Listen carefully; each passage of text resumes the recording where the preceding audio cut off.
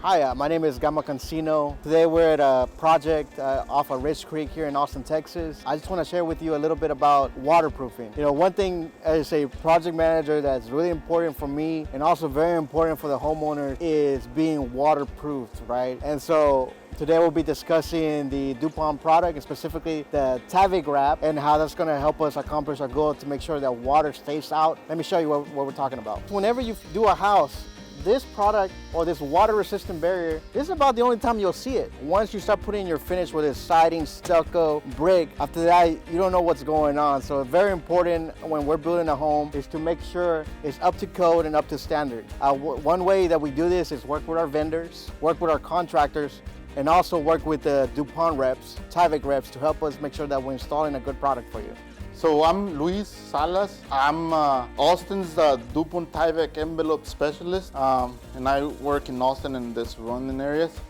We help builders like you guys with trainings for the installers, all the way from design if you need to. And then we make sure that the Tyvek products are installed per guidelines as they're supposed to, and then that way you can avoid issues in the future. Yeah, and so when we say Tyvek, right, we're referring to this paper-like product. Can you tell us a little bit more about what this is and what it's made of, and what do we mean when we say a waterproofing membrane? You know, Tyvek. In this case, we have HomeWrap, right? And DuPont Tyvek HomeWrap. This is your WRB. This is your weatherization system. Per code, you're required to use a WRB behind any cladding, not use hardy, not use stucco or stone. Serves it stops bulk water from getting inside your OSB or your insulation. Yeah, so whenever you say WRB, right, we mean like water resistant barrier, and that's a product underneath your finished product. Like let's say you have siding. Yeah. So you know some people think, siding is my waterproofing. Well, what do you say about that? Like exterior finishes acting as waterproofing. Through history, I mean, any cladding, not just siding, they leak. I mean, you'll get water through that siding, right? Regardless of the type of cladding that you use. If it's siding, you still get some water in there. So, but the key thing is letting that water drain out, and that's the magic of Tyvek. That it is breathable. It allows moisture out, and it stops bulk water from getting in. Yeah. And the system is designed to drain the water fast. Yeah, so yeah, kind of what you're saying, you know, homeowners, builders, sometimes we have the idea that, okay, my siding is my waterproofing, but that's just not the case. Water will get through it eventually. You can say siding is your first layer, and then Tyvek your secondary layer, which is required per code. Yeah. So then essentially the water will come down in rain, you know, let's say a heavy storm, and let's say you have siding or if you have brick or wood finish, whatever it is. Eventually those will get through the wall. And so the Tyvek is going to be your shield basically between your living space and the water, right? So that would essentially the water, we basically plan for water to get through, right? We have caulkings, we have sidings, but those are eventually going to get through because water, you know, nobody can control water. And the water will get through. And what you're saying is it'll get through and it will push out and it will not enter the house. If for whatever reason it's not installed the right way, I mean, let's say we have a little tear and it goes behind the Tyvek, right? The system is designed to let the water out quick and not get into your insulation or damage your OSB or studs. One, I mean, it will drain out from at the base of your wall, which is your drainable plane, right?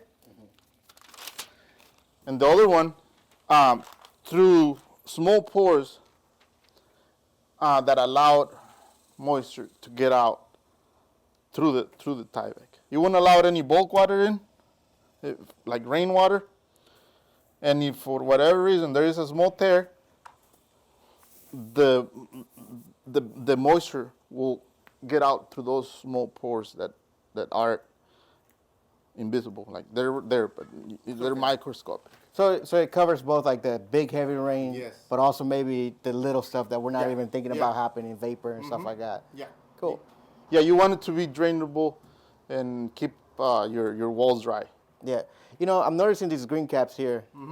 You know, why? Why do people have to do this? And maybe what are some things that you see builders maybe not doing that they should be doing for proper installation? A staple without a cap, I mean, as you can see here, and it tears the Tyvek and it damages it, right? So that's why when we do an observation, we'll tell you guys, hey, can you add a piece of tape right there? Because it has a small tear. And it's an easy fix. Use Tyvek tape, a seam tape, and that'll fix it. But if you see here, if you see a regular staple with a cap, then you don't have those type of issues. So right here, and then Arturo, can I see this real quick? Can I see this tape? Give me another piece, yeah. So this is kind of the tape that you're talking about, right? That's your Tyvek tape, and is the one that we use for the seams. And then even something as simple as we always want to put these caps because they'll protect the bigger leaks, right? But this is a good acceptable practice that if you do one of the staples, just make sure that you put tape over it too. Yes, it's acceptable as long as you install the siding or wall ties or your permanent fasteners right away. And the main reason is it has that holding power, so it will not allow the air to tear down your Tyvek and create extra work for you guys. When it comes to warranty-wise, you know, we want to tell homeowners, hey, we're using a good system here. What separates Tyvek from other weather-resistant barriers, and what kind of warranties do you guys have? Yeah, so we pride ourselves for, being around for over 50 years, right? Tyvek has been around for over 50 years. And we know the performance of it is good. By offering you guys a good product, we know the only opportunity is the installation, which is an opportunity that not only DuPont Tyvek has, but other brands as well. So in order to achieve that, we have a specialist, DuPont Tyvek specialists like me, that train installers and do observations in order for you guys to do it right and avoid all those issues. And that training is actually completely free, right? As long as you schedule it? Yes, you are required to have one observation and one first meeting, and we can do a mock-up for you as well. Oh, okay, I didn't know about the mock-up. Yeah. Okay, cool. So you'll come to a site and pull together? Yes. Okay, absolutely, yeah. And that'll we can also certify your installers. And is that completely free as well, or okay, great. Absolutely, yes, sir. You guys offer a lot of resources. And if you want to go above that, we have a sister company. WPL is a distributor, right? And then of Tyvek, and then RMS is the sister company of WPL, and through them, we can help you guys achieve more if you guys need to. You know, every house has windows, right? Yeah. And as a builder, windows to me. People spend a lot of money on windows. It can be super high-end stuff. One of the things that I worry about is obviously proper installation, but also water tightness, right? Yes. We don't want water ever through the tilt window. Right. And so there's some products that you guys use, and I have some of them here, so if you want to talk about it. Here I have a flashing tape. Yes. Can you tell us a little bit more about this flashing tape? Yeah, so flashing tape is made to tape around windows, right? Especially flange windows. On this case, is a flange window, and this is the 3-piece method. And this is an example of a method that only certified installers can do. If you were not certified, then you would have to do one piece of flex wrap from side to side. So we use it at the seal, sides, and head of the window. And the whole purpose of it is to waterproof around the window and the seal. Yes, sir. So this is the flashing tape. That's one of the purposes. You can also use it on penetrations, like quick flash boot, or you can use flex wrap only on penetrations, and you can also use it on doors, if it's a slider door with a flange, or if it's a non-flange door, by wrapping the cavity. It's a versatile product, pretty much. So, yes. Yeah, and so then you mentioned this flex wrap. One thing I'm noticing that this flex wrap has this one's kind of like solid, where this one has kind of lines through it. Can you explain a little bit more about what this product and how it works, and where is it usually applied? Yeah, so this one is flexible, right? The name says it. And you use it on areas where the flashing tape cannot be used. Like corners, penetrations, like a pipe penetration, hose weave or a box. So here you see, when you're talking about this corner right here, and why is this tape good for this corner, let's say, as opposed to this one? Yeah. You see this corner? I mean, it's nice and neat, right? It's because of the flexibility of the tape, right? So that's what we accomplished right there with this one. With this one, we wouldn't have done it. The reason is because it doesn't flex, and we would have to cut it right here. Yeah. And then you will have an exposed corner right here. So this flex wrap, basically the way that it's engineered when it's made is so that whenever you do have a 90 degree, which all windows for the most part are going to have a 90 degree, we're able to seal that properly and make sure that no cuts are here, because this will be a point where water, if there was a cut, could get in, could get inside the house, and it'll be a nightmare basically. Yeah, for this everybody. is a proven method that we have used for years, and that's why we use flex wrap. Okay, awesome. On the corners. So what are some things you see builders do that they could improve on? Yeah, so usually tears, the base of the wall, having OSB exposed. No, yeah, okay. So the OSB is this material. I'm just gonna take this tape off real quick. We can put it back. But underneath here, you see this wood. Here's a structural piece of plywood. And what you're saying is sometimes you'll see this cut maybe like this. Yes. And why don't you want that? What happens if this stays like that?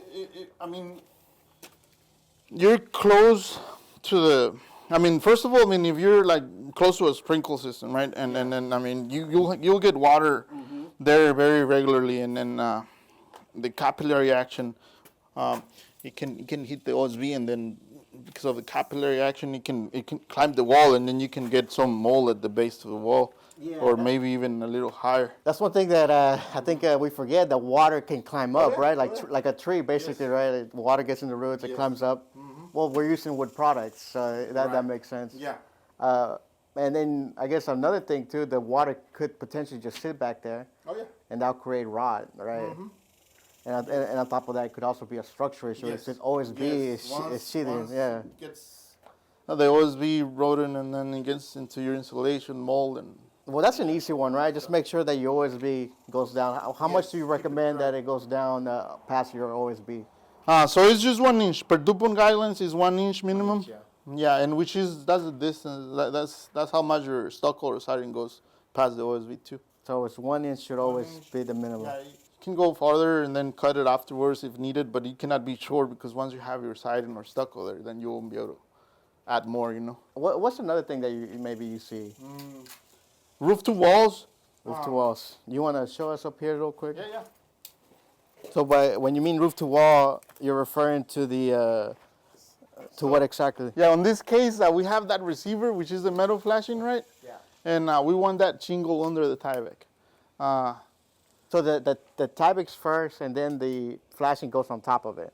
Yes. Or is that right? So yeah, it's metal flashing, tape to OSB, and then Tyvek Over it. Okay. over the flashing tape, and then tape your slits for best practice.